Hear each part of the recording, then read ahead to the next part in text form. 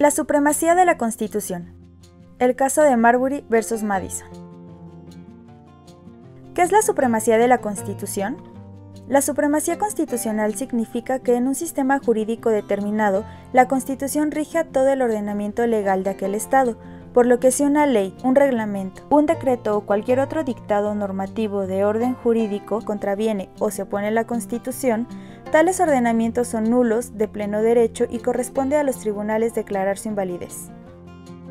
¿Cómo surge la supremacía de la Constitución? El constitucionalismo moderno surge del legado jurídico-político de la Revolución Francesa, que proporcionó la idea de democracia moderna y soberanía popular.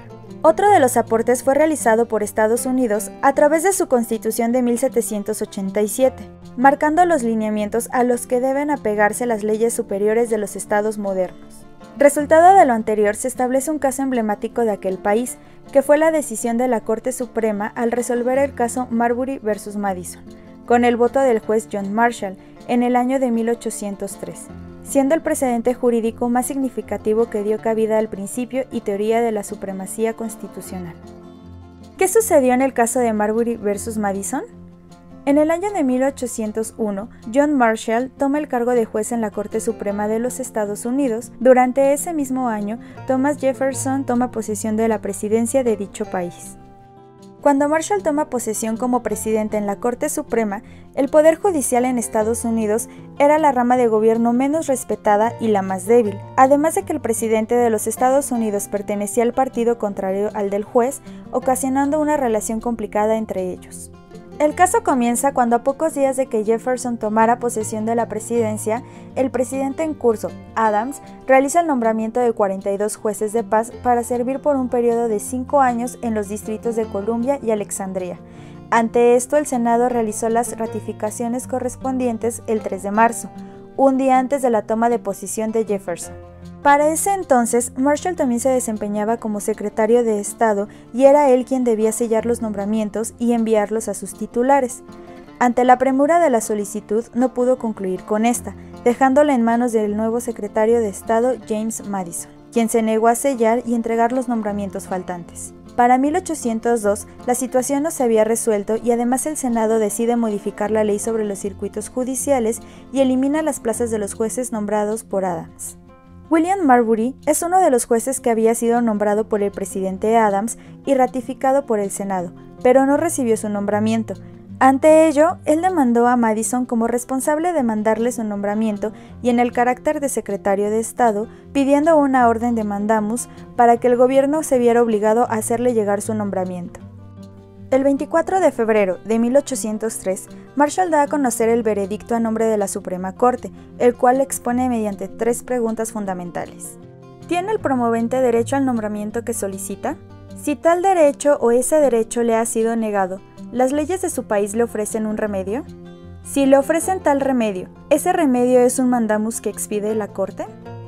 Bajo dichas preguntas, y considerando que por un lado, en la sección 13 de la Ley de Organización Judicial de 1789, se menciona que la Suprema Corte tiene la jurisdicción para intervenir en casos surgidos de cualquier tribunal, mientras que por otro la Constitución de Estados Unidos, en su artículo 3, sección 2, indica que la Suprema Corte tiene jurisdicción únicamente en casos que provengan de tribunales inferiores, lo que significaba que, para el presente caso, la Corte no tenía ninguna jurisdicción, ya que éste había surgido directamente de la Corte misma, por lo que Marshall concluye que la sección 13 de la Ley de Organización Judicial de 1789 es inconstitucional y establece lo siguiente.